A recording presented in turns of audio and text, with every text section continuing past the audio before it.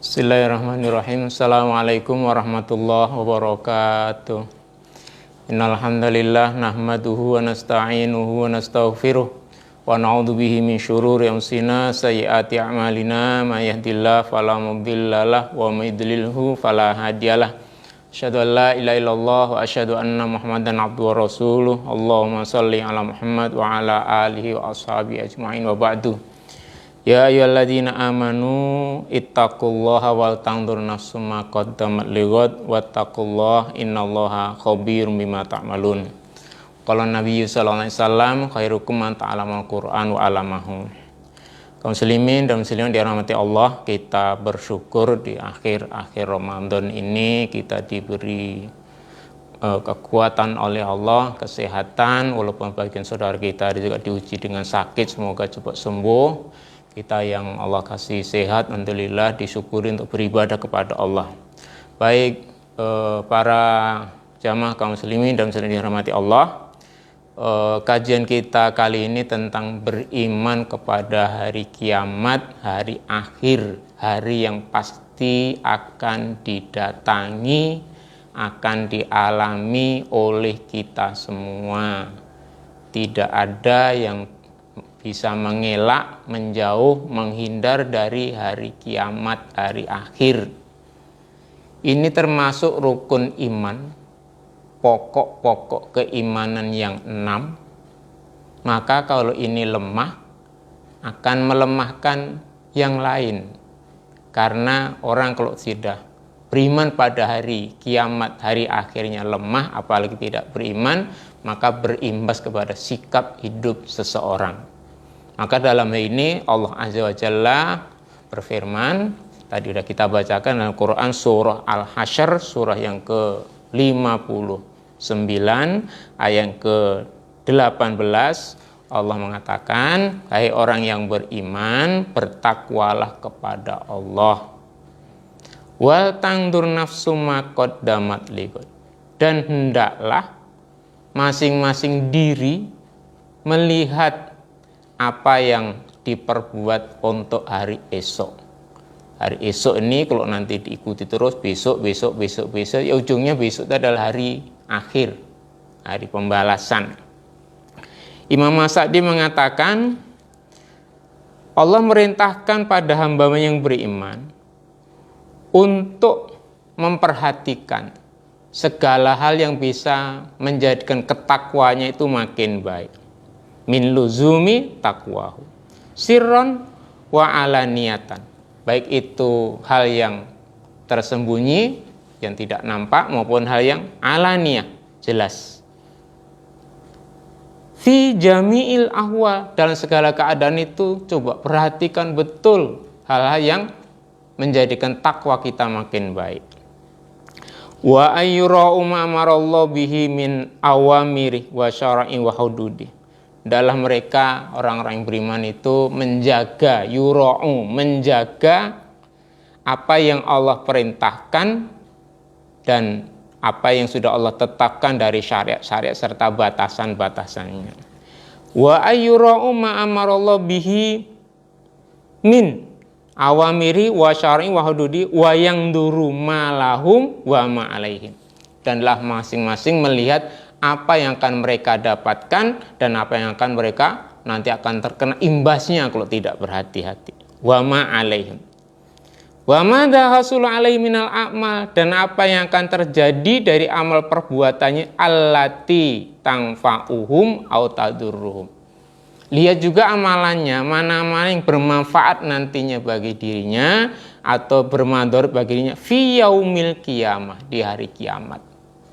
Maka banyak ayat, banyak firman Allah yang berkaitan dengan masalah amalan-amalan tertentu, dan nanti di akhirat akan mendapatkan balasan. Yang baik akan dibalas dengan yang baik, yang tidak baik juga akan dibalas juga oleh Allah. Maka itu disuruh memperhatikan. Itulah pentingnya beriman pada hari kiamat. Fa inna midza ja'alul akhirah nusba ayunihim. Karena orang kalau menjadikan hari akhir itu di depan fokus pandangan matanya, di depan itu nampak tuh hari kiamat, terbayang hari kiamat. Wa kiblati qulubihim, dan hatinya itu selalu menghadap ke hari kiamat, kiblat. Wahtamu bil makom biha, dan mereka memperhatikan nanti kondisi, kedudukan, statusnya nanti di hari kiamat, saya di mana? Bahagiakah atau celakakah atau bagaimana? Itu menjadi perhatian. Orang yang demikian istahadu fi kasratil a'mal al-muwassilah ilayya, dia akan bersungguh-sungguh untuk beramal yang menjadikan nanti dia akan sampai ke makom, ke status, keberadaan dia nanti di akhirat seperti apa. Wa tasfiyatuha minal qawati', dan dia akan membersihkan dirinya, jalan hidupnya dari hal yang qawati', memotong, menghalangi, wal awaik, dan penghalang-penghalang allati tuqifuhum anis sahir, yang akan menghentikan dia, menghalangi dia untuk berjalan ke akhirat itu. Maka itu diperhatikan dalam hidupnya. Au tu'awwikuhum au tusarrifuhum, atau menghalangi dia atau memalingkan dia tidak sampai kepada kebahagiaan nanti di akhir. Wa idza alimu aidon, dan kalau orang beriman itu tahu juga annallaha khabirum bima ta'malun, bahwa Allah itu tahu apa yang dia perbuat, la takhfa alaihi a'malu, maka amalannya itu akan dia rasakan, enggak ada yang tersembunyi karena Allah khabir, maha mengetahui. Wala tadi ladaihi wala yuhmilha, maka amalannya tidak akan sia-sia, hilang gitu saja, dan dia tidak akan meremehkan. Biarpun kecil sekecil apapun, Allah maha melihat, maka dia sangat berhati-hati dengan amalan-amalan walaupun amalan itu nampak kecil, remeh. Aujabali hadza al-jidda wal istihada, maka menjadikan dia, mengharuskan dia untuk bersungguh-sungguh beramal. Maka kalau bisa beramal yang banyak, ikhlas, alhamdulillah, sungguh-sungguh. Bisanya sedang, sedikit, ya bersungguh-sungguh juga. Mudah-mudahan nanti di sisi Allah akan mendapatkan balasan. Karena Allah maha khabir, maha mengetahui apa yang kita kerjakan.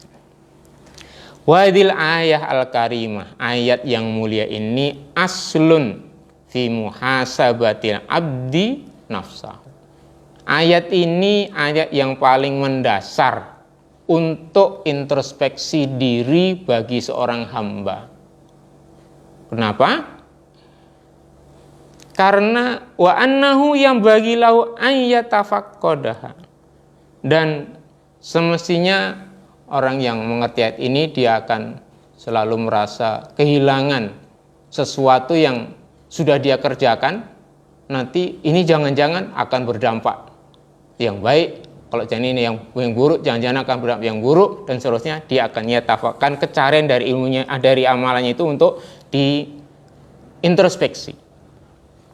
Wa in ra'a zalalan, maka kalau nampak dari amalannya itu zalal, tergelincir, salah, tadarokahu bil ikla anhu, maka dia cepat untuk dilepas, untuk bertobat, untuk diperbaiki. Wat taubah an-nasuh, dan kalau tahu itu merupakan ketergelinciran, kesalahan, dia akan taubatan nasuha, taubat yang sering menasihati, nasuh yang banyak menasihati, jangan bikin lagi, jangan bikin lagi. Nah, kita taubatan nasuh. Wal i'rad anil asbab al muwassilah ilahi, dan kalau dia tahu bahwa amalannya itu ternyata hal yang salah, maka dia akan berpaling dari sebab-sebab untuk kembali ke arah itu lagi. Tiap ada arah yang mau mengajak perbuatan yang dosa, yang sudah salah tadi, dia balik, enggak mau. Wa in ra'an nafsahu muksiran fi amrin min awamirillah.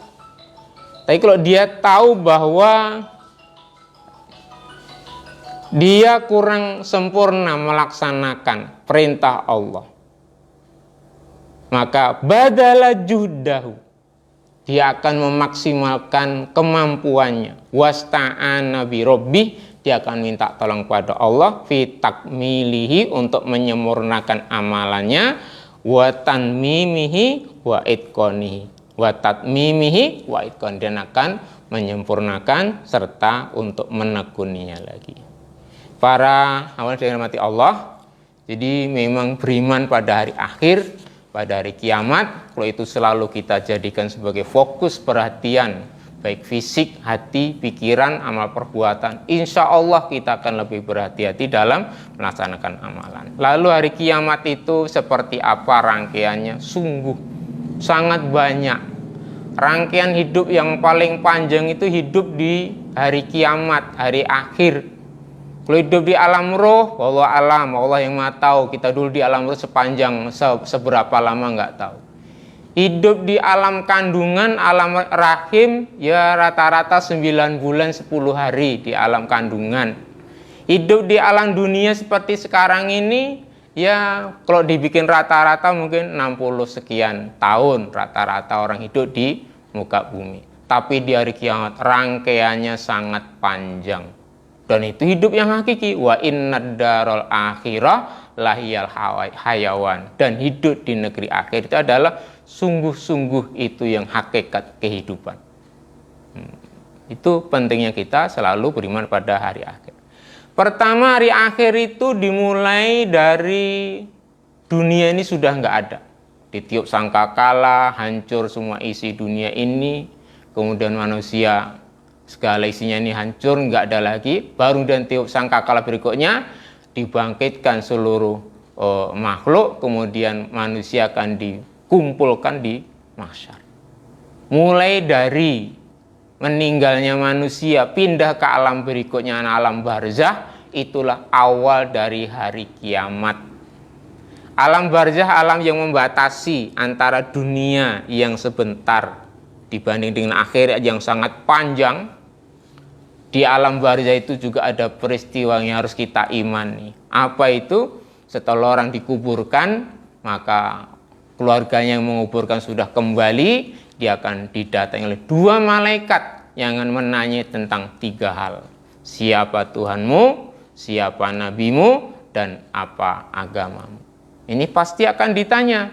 Maka itu harus kita ingat-ingat agar kita segera mengenali, mendekatkan diri kepada 3 hal. Raditu billahi robba, wabil islami dina, wabi muhammadin nabiyya wa rasulah. Aku ridho bahwa Allah sebagai Rabb pencipta penguasa kami, dan kami ridho dengan Islam sebagai agama kami, dan Nabi Muhammad SAW sebagai Rasul kami. Itu harus kita yakini, kita jadikan akidah. Semoga sampai akhir hayat bisa kita pegangi sehingga kita meninggal pun keadaan husnul khotimah, insyaallah. Amin ya rabbal alamin.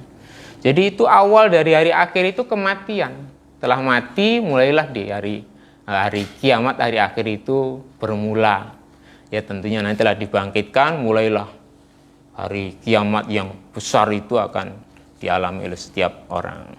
Kaum muslimin dan dirahmati Allah. Kemudian di alam barzah, alam kubur itu juga di sana ada 2 hal, nikmat kubur dan azab kubur. Kita kalau sering-sering ingat 2 hal itu, kita akan berhati-hati. Maunya kita dapat nikmat kubur, maunya. Nah, apa itu nikmat kubur? Orang-orang yang bisa menjawab 3 pertanyaan tadi dengan baik. Siapa Tuhanmu? Allah. Siapa nabimu? Muhammad SAW. Nah, apa agamamu? Islam. Ya, kalau sekarang lancar gitu ya mudah karena kita bisa masih berpikir. Tapi nanti di alam kubur, orang-orang yang Allah teguhkan pendiriannya, diperkuat keimanannya oleh Allah, mudah-mudahan bisa menjawab itu dengan baik, insyaallah. Dan kita termasuk, amin ya rabbal alamin. Jamaah kaum muslimin dan muslimin dirahmati Allah, di akhir sholat, di waktu tasyahud sebelum salam, kita juga mohon pada Allah agar dihindarkan dari adab kubur. Allahumma inni a'udzubika min adzabi jahannam wa min adzabil qabri. Itu kita baca dengan serius, sungguh-sungguh agar Allah kabulkan. Baik, sesuai singkat kita lanjut. Proses berikutnya ada al-ba'tsu. Al-ba'tsu itu kebangkitan. Setelah manusia dikuburkan, hidup di alam kubur, nanti ditiup sangkakala bangkit semua manusia, jin, dan yang makhluk yang Allah kehendaki akan dibangkit, dikumpulkan di mahsyar. Dimulai dari tulang ekor yang Allah ciptakan akan tumbuh kembali, jasadnya akan hidup, ruhnya kembali disatukan dan mengalami hidup yang nggak akan pernah mati lagi. Matinya ya anak mati dalam barzah itu. Di akhirat tidak ada kematian. Maka kita dibangkitkan, kondisi seseorang seperti ketika dia waktu dulu meninggal. Kalau meninggalnya baik, dibangkitkannya baik. Kalau meninggalnya tidak baik, dibangkitkan juga tidak baik. Maka akhir hayat itu sangat penting. Kemudian setelah dibangkitkan, digiring ke suatu tempat pengumpulan, bahasa Arabnya mahsyar.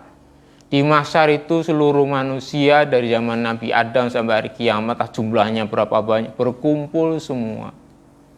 Dan lama 50.000 tahun. Tempatnya nggak seperti tempat bebas seperti sekarang ini, bisa ke sana kemari. Di situ yang berkuasa Allah Azza wa Jalla. Jika orang itu suruh kumpul ya kumpul, berdiri ya berdiri, orang yang duduk ya duduk. Nah, tergantung dari kondisi amalnya. Ada orang yang di situ mendapatkan naungan, kondisi matahari yang hanya berjarak 1 mil, yang sangat dekat mataharinya, kepanasan, berkeringat, kadang keringatnya banjir terus, sampai menggenangi kakinya, pahanya, sampai di badannya, dadanya, dan ada yang hampir tenggelam oleh keringatnya sendiri karena panas selama 50.000 tahun. Ya Allah, gak tertahankan itu. Semoga Allah memberikan kita perlindungan, naungan di hari kiamat. Siapa aja yang dapat naungan? Di satu hadis disebutkan ada 7, hadis yang lainnya ada 1 lagi. Itu yang dapat naungan pada hari mahsyar itu. Orang kepanasan, dia tidak kepanasan. Imam yang adil, anak muda yang selalu rajin beribadah, orang yang selalu pergi ke masjid, orang yang saling mencintai karena Allah, orang yang diajak berbuat zina dia takut, kemudian orang yang bersedekah sembunyi-sembunyi, dan sebagainya. Yang satu lagi adalah orang yang melapangkan pembayaran utang, baik memberi tempo untuk diundur karena memang betul belum mampu, atau orang yang memutihkan hutang dari seseorang, diputihkan, dimaafkan, itu juga akan mendapatkan naungan di padang mahsyar. Ada hadisnya, kalau disebut nanti jadi lama. Itu kondisi di padang mahsyar yang di sana sangat-sangat panas. Orang-orang tertentu saja nanti dapat naungan. Di antara yang menaungi adalah 2 surat, Al-Baqarah dan Al-Imran. Jadi kalau kita rajin baca surat Al-Baqarah, Al-Imran, nanti dia akan datang menjadi awan, menaungi. Itu termasuk yang menaungi orang di padang mahsyar. Allah alam. Maka kita mohon kepada Allah agar diberikan kebaikan dunia dan akhirat. Rabbana atina fid dunya hasanah wa fil akhirati hasanah.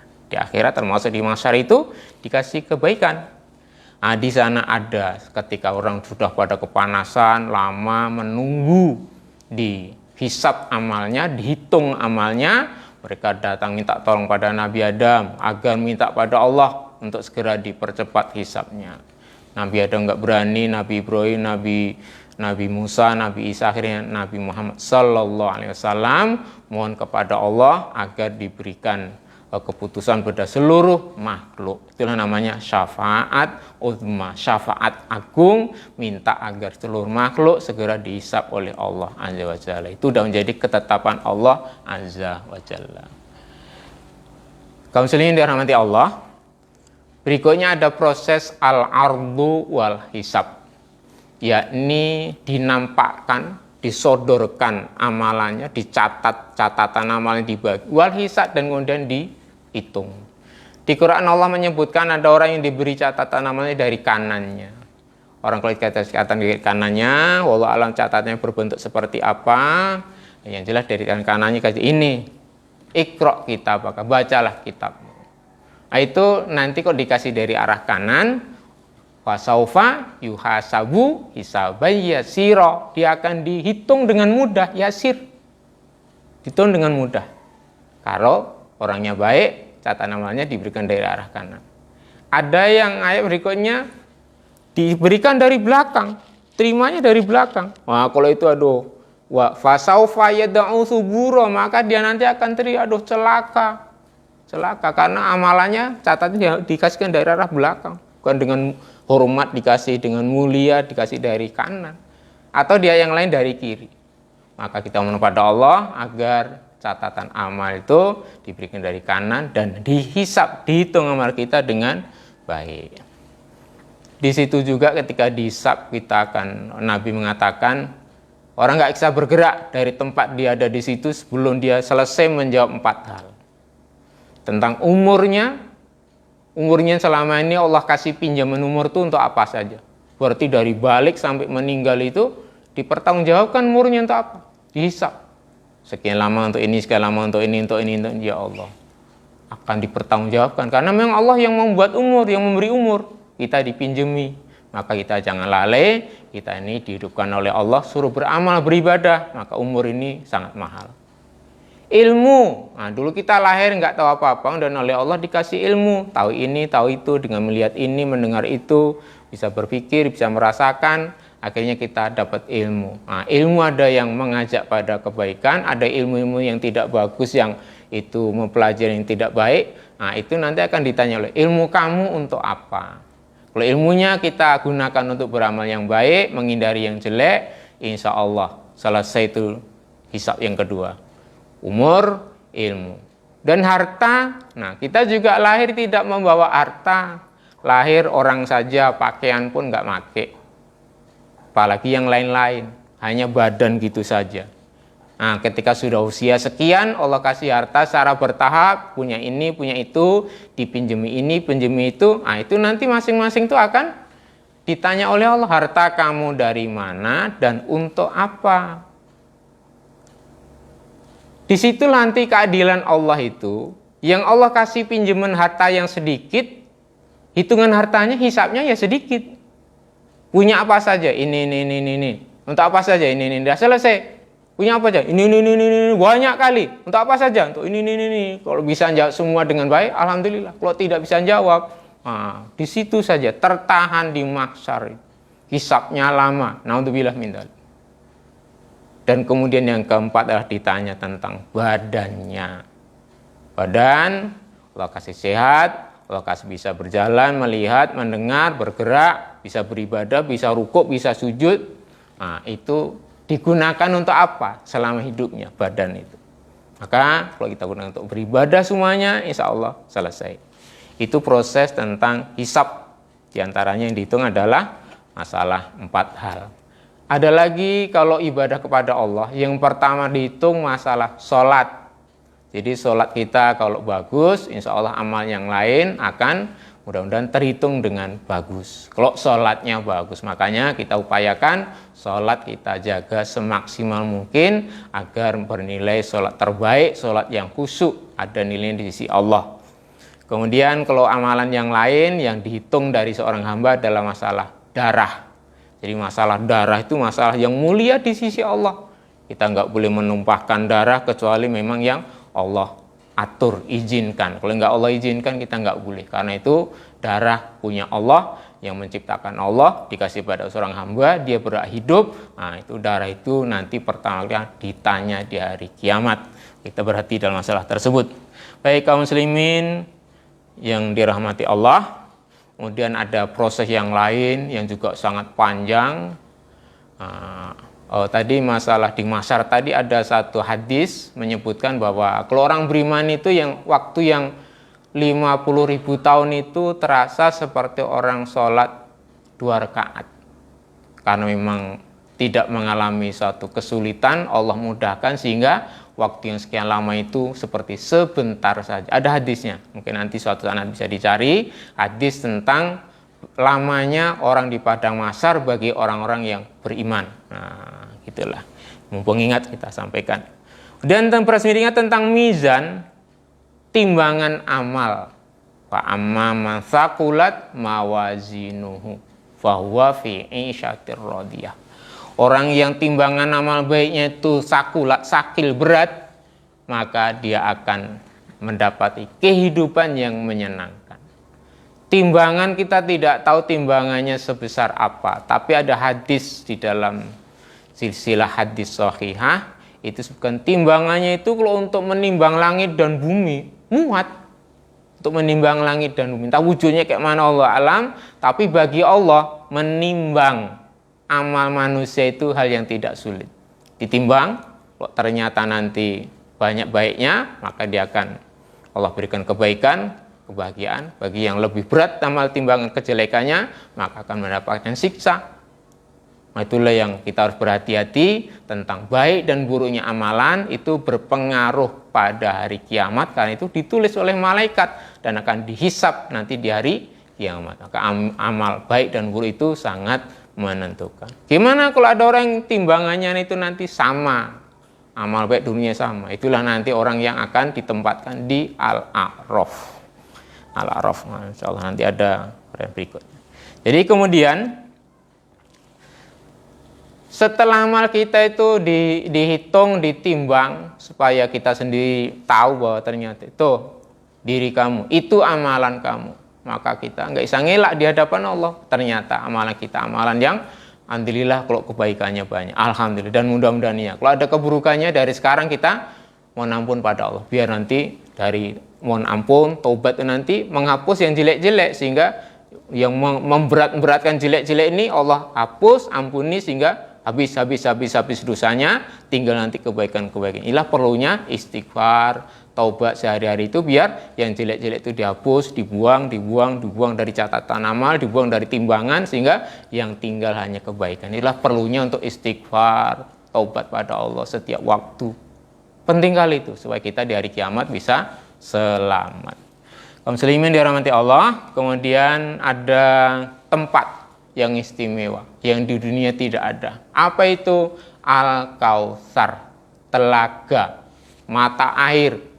Tapi mata airnya tentunya jauh lebih besar daripada yang ada di dunia, danau atau apa, lebih besar. Karena apa? Karena luasnya saja sangat luas. Orang naik kendaraan sangat cepat, dari sudut ke sudut itu 1 bulan perjalanan. Kemudian 1 bulan, dari sudut ke sudut 1 bulan perjalanan. Isi airnya nggak seperti air biasa, sangat manis, lebih manis daripada madu, sangat putih, lebih putih daripada susu, dan sangat wangi, harum, lebih harum dari misk. Dan nggak usah berebut, karena Allah sediakan tempat untuk minumnya itu sejumlah bintang-bintang yang ada di langit. Kayak mana minumannya? Kualitasnya adalah dijamin. Setelah minum air dari telaga Kautsar itu, nggak akan haus lagi selama-lamanya. Orang pada kehausan, orang yang bisa minum air telaga Kautsar ini tidak akan haus lagi selama-lamanya. Oh, nanti masuk surga, ya masuk surga tinggal bersenang-senang, bukan karena haus, tapi memang enak. Makan minum di surga enak, bukan karena haus. Sementara di dunia ini kita sering haus, minum, haus lagi, minum, lapar, makan, lapar lagi, makan, terus gitu. Tapi nantilah minum air telaga Kautsar, tidak akan haus lagi selama-lamanya. Al-Kautsar ini telaga yang paling besar yang diberikan oleh Allah pada Rasulullah SAW dan umatnya. Cuma sayang ada orang-orang yang dihalangi, mau kemana? Mau itu ketemu ke telaga, nggak bisa, kalian bukan pengikut setia Nabi Muhammad SAW. Nanti ada orang dihalangi, kenapa? Karena keluar dari ajaran-ajaran Nabi, sehingga pengen minum air telaga Kautsar nggak bisa. Naudzubillah min dzalik. Mudah-mudahan kita hari ini sabar mengikuti sunnah-sunnah Nabi. Allah izinkan kita nanti untuk bisa ikut minum di air telaga Kautsar. Amin ya robbal alamin. Kaum muslimin dirahmati Allah, ada lagi tempat yang sangat menegangkan. Itu orang bisa nggak ingat siapa-siapa. Yang ingat hanya dirinya, yang ingat hanya Allah. Apa tempatnya? As-Sirat, jembatan yang Allah bentangkan di atas neraka jahanam. Wah, kalau itu orang di situ nggak ingat mana-mana lagi, nggak ingat siapa-siapa lagi. Bahkan keluarganya, anak, istri, orang tua, tetangga, kawan, nggak ingat lagi. Karena tergantung dari amalan yang pernah dia kerjakan dulu. Itulah disebutnya, itulah tempat yang menggelincirkan. Kalau lewat situ, mudah kali tergelincir. Kalau tergelincir jatuhnya kemana? Ke neraka jahanam yang dalamnya itu adalah 70 tahun benda itu jatuh baru sampai ke dasar sana. Kok tergelincir gitu? Kenapa tergelincir? Karena memang di atasnya ada besi yang mengait, yang menyambar orang yang lewat. Kalau dia bisa ngelak, lari, nah itu bisa selamat. Tapi kalau misalnya itu pengait itu terus mengait dia dari sini sejauh sirat itu disambar terus kena, maka bisa tergelincir. Na'udzubillah min dzalik. Bahaya sekali. Kalalib, besi pengait, besi penyambar itu ada di sirat itu. Itu yang cerita Nabi SAW, itu utusan Allah, tentunya kita imani. Ada juga di situ pohon berduri, udah jalannya rawan jatuh, tergelincir, ada pohon berduri. Wah, milih-milih celah-celah duri itu yang kayak mana. Pohonnya besar, berduri, dan kalau nggak hati-hati bisa nyangkut di duri itu dan lama. Kok bisa selamat pun lama. Ada yang selamat 100% lewat sirat itu secepat kilat. Lap gitu sampai ke surga sana. Memang itu statusnya jalan menuju ke surga, jannah. Orang masuk surga nggak bisa lewat jalan kecuali mesti lewat situ. Ya Allah, seandainya kita Allah kasih kesempatan seperti itu, ya kita berdoa dan berusaha ya mudah-mudahan kita dikasih oleh Allah melewati sirat dengan secepat mungkin. Tentunya itu dengan izin dari Allah melalui usaha kita. Semoga terkabul. Kemudian yang lainnya adalah kita ada orang yang melewati sirat itu seperti sekejap mata, seperti tiupan angin, seperti orang berkendaraan kuda cepat.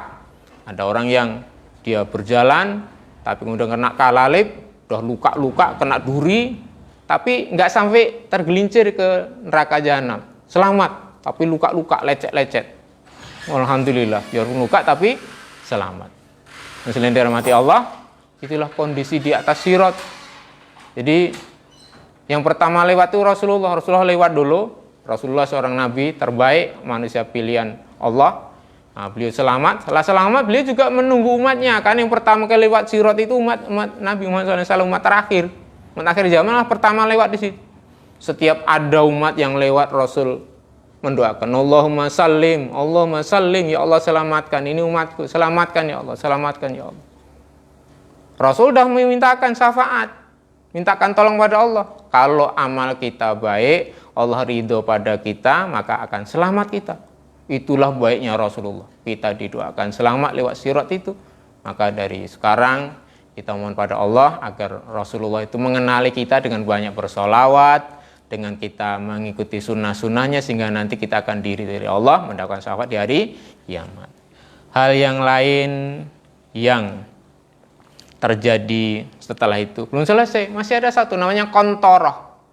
Kontoroh itu tempat setelah lewat sirat tadi selamat, atau orang dari neraka udah dinaikkan dan lalu melewati kontoroh. Kontoroh itu jembatan juga, tapi bukan sirat yang tadi. Ini di bawah kontoroh ini bukan ada jahanam, tapi memang itu tempat khusus untuk apa di situ? Itu tempat khusus untuk mengkisos, membalas kedoliman satu dengan yang lain.